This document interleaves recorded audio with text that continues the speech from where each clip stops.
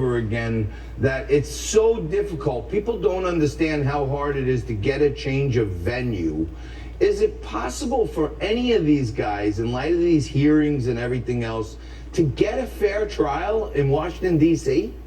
Absolutely not. This is the worst atmosphere for anybody who's seen as a Trump supporter to get a fair trial in D.C. since McCarthyism.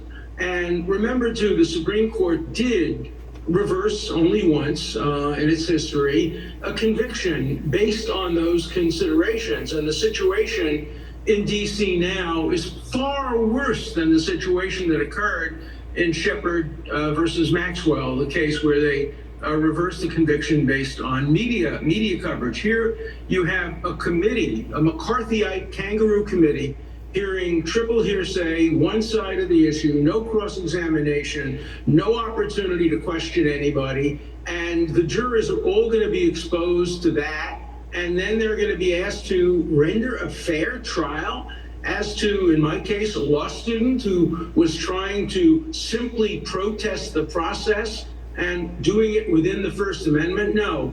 There's no chance that fair trials can be had today. And I think any honest defense attorney and honest prosecutors will tell you the same thing. And so there should be a change of venue. There should be delays. There should be, as long as the people are not kept in prison, efforts to try to get a fair jury. It won't work if jurors from the District of Columbia or the surrounding areas are asked to judge events around January 6th.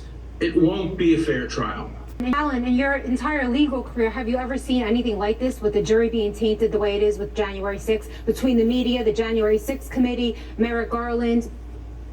Well, McCarthyism. I grew up during McCarthyism, and that was equivalent. There you had committees, the House Un-American Activities Committee, the Senate Committee, and they were talking about everybody being communists, and anybody who was accused of being a communist was treated unfairly. And I think now history has judged the McCarthy period very, very, very, very critically. And I think history will judge this period very critically. This committee of Congress will go down in history as one of the most biased government operations in the history of this country. Well, your client, Brady Knowlton, was literally seen walking in a door, pretty much led in by police. And since then, other guys who actually walked into the doors, other men who have actually walked in the door similar to your client, have been found guilty across the board by juries. Is that frustrating for you?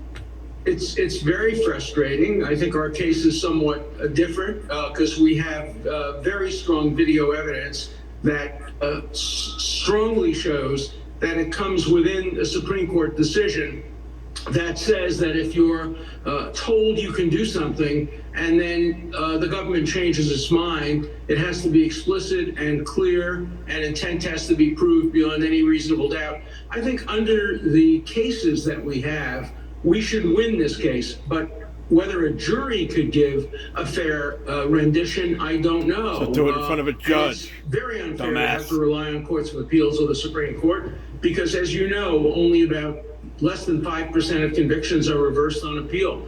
So we're facing the possibility of having a very unfair justice system. All right, well, that's Alan Dershowitz in